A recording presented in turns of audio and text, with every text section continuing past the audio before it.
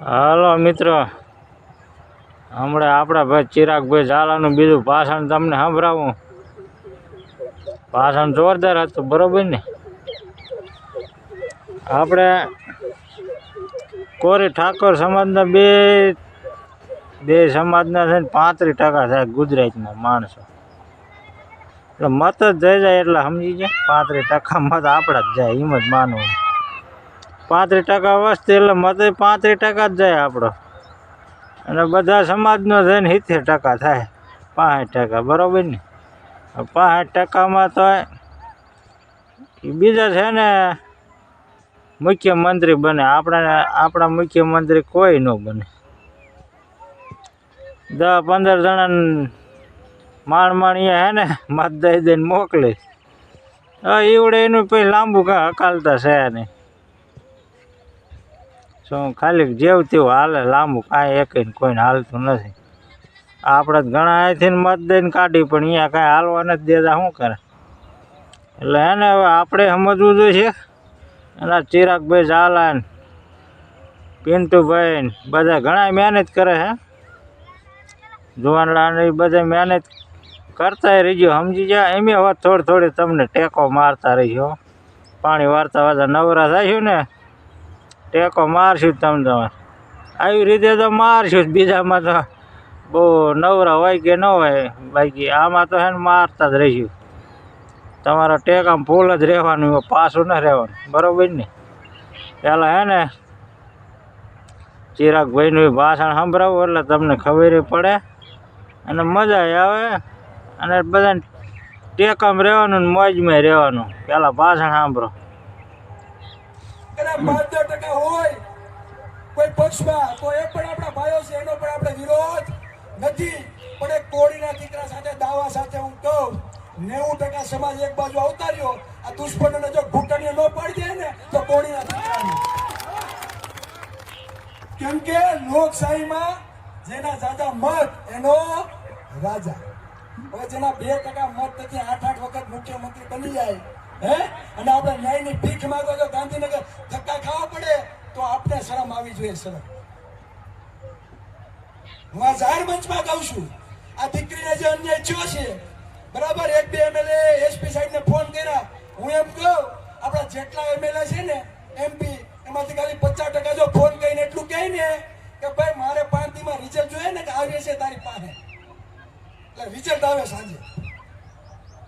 પણ કમનસીબી એ છે કે પ્રોટોકોલ નડે. શું નડે? પ્રોટોકોલ. કઈ વાંધો નહીં, પણ આ કોળીના દીકરાઓને પ્રોટોકોલ નડતો નથી, બરાબર? જે પણ દુશ્મનો છે ખુલ્લી સાથે લડવાવાળા વ્યક્તિ છે. આ સમાજ માટે અડધી જિંદગી વહી ગઈ છે, અને કદાચ અડધી જિંદગી આ સમાજ માટે ખપી પડવું પડે ને તો કુરબાન છે. આ સમાજને ગાંધીનગરના સિંહાસન ઉપર 35% જો કબજો આપીએ નહીં ને તો લગી અમે શાંતિથી બેસવાના નથી. 35% કોળી સમાજની વસ્તી હોય તો ગાંધીનગરના સિંહાસન ઉપર કોળીનો દીકરો મુખ્યમંત્રી હોવો જોઈએ. 35% આ કોળી સમાજના મંત્રી પદ પણ આપણા હોવા જોઈએ. અમે આ સમાજને વાસ્તવિક રીતે જાગૃત કરવા માટે નીકળ્યા છીએ. અમને સમાજના એક પણ મિત્રો જે સામાજિક સંગઠનમાં હોય કે રાજકીય સંગઠનમાં હોય એ અમારા વંદનીય છે. અમને એનો વિરોધ પણ નથી. અમારા હાલો, એ તમે વિડીયો તો જોયો. ચિરાગભાઈ કામ સારું હે, એમાં કાંઈ વાંધો નથી, બરાબર? ના, એ કાંઈ એક નેતા નથી.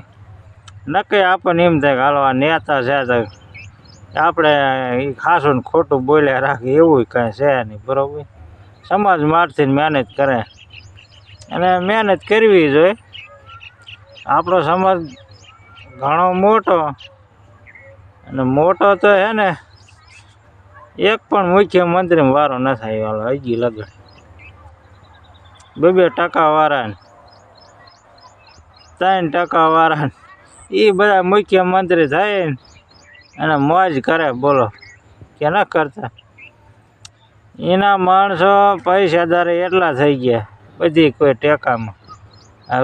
ઉદ્યોગ કહો ને, ઉદ્યોગ એટલે એ એના લીધે છે ને શું એના જ માણા એ ઉદ્યોગમાં છે અને વીએ જે કંઈક અમેરિકન બધા દેશમાં રખડે છે પૈસા કરી ભેગા હો. એને હે ને કે સીમાઈનો વાંધો ન આવતો, બહાર દેશમાં જવું હોય ને તો એને ઉપાધિ ન હોય અને ગમ્યા જાય તો ન ઉપાધિ હોય. બાકી બીજા બધાને બહાર દેશમાં જવું હોય ને તો છે ને જટ વિઝા હોત ન થાય અને આ બધાને વિઝા હોત થઈ જાય. હું બધા પૈસા થઈ ગયા એટલે અને કાંઈક એના મુખ્યમંત્રી બને એટલે હું ફેર એટલો બધો પડે. બધાને કાંઈક નોકરીમાં એના મેન નોકરી હોય એમાંય બધા એ હોય એટલે બધું વિઝા ને બધું થઈ જાય. તમે વિઝા કઢાવવો હોય તો તમારે પરસીઓ વરી જાય મારી ગયું. મારે બેઠો તો કેમ વરી જાય, ઓલો એથી 3 ગણો વરી જાય તો એનું ભેગું થાય. તો વાંધો એટલે એ પડે. એટલે હા ને મહેનત કરો અને જ્યાં લગન મુખ્યમંત્રી આપણા કોરી ઠાકોરને ન બને ને ત્યાં મહેનત ચાલુ જ રાખો, બધાય ચાલુ રાખો, એક નહીં. જેટલા આપણા કોળી ઠાકોરમાં બધા જેટલા માણસો હોય ને બધાય ચાલુ જ રાખો. ઘેરે હવે મોબાઈલ છે એમાં કાંઈ એવું જ કહેવાનું નહીં. બધાને રાખવાનું વ્યવસ્થિતથી ને વિડીયો મૂકવાનો, એવું કોઈને ખરાબ લાગે એવું નહીં મૂકવાનું, બરાબર ને. બધી રીતે હે ને વિડીયો મૂકવાનો અને આપણે હે ને મુખ્યમંત્રી બને ને ત્યાં લગન એને મહેનત બધાને કરવાની, બરાબર. પણ પછી જે આ જીતો ને એ હોતે પછી આ માણસો સામું જોઈજો, પછી જોતા નથી વાંધો એ પડે, સમજી જાય. મુખ્યમંત્રી જ બનશો, ધારાસભ્ય અત્યારે બનો તો સરખું નથી જોતા, મુખ્યમંત્રી બનીને પછી ન જોવો એમાં વાંધો પડે ને. એટલે બધું જોઈજો પછી બનશો ખરા એ નક્કી જ છે, પણ સરખા સંગઠનમાં હાલજો બનશો ને કાંઈ બનશો નહીં. હતું એવું ને એવું હાલ છે, સારું ને મિત્રો. બધાને સંગઠન સરખું હકાલજો તો આ મુખ્યમંત્રી બનશો. એને અત્યારે આ 15-16 ધારાસભ્ય છે ને એના 20-30 વાત થઈ જાય. મહેનત કરવી પડે, તો મહેનત હશે તો કાંઈક લાગશે. 35% હે ને 35% હે ને ધારાસભ્ય હશે. પાછા હામાં ટિકટો લઈને બે જાય ને હામાં બાજે, એક કોંગ્રેસમાં ભાજપમાં ને એક આમ આદમીમાં. પછી હે ને જે નહીં જીતવાનું હોય ને એ જીતી જાય છે, સમજીએ ને. બે હામાં ટિકિટ લીધી હોય, બે કોરીએ લીધી હોય, કંઈક ઠાકોર કોરીએ લીધી હોય, બે હામાં લે શું થાય?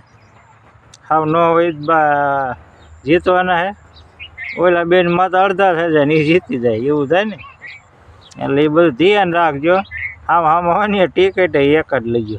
વ્યાસ ભલે ને બધા વ્યાસે પણ આપણે ટિકિટ સમજીને એક જ લઈએ, સાચું ને. તે સારું હાલો મિત્રો, ધ્યાન રાખજો ને ટેકો મારતા રહીજો બધા.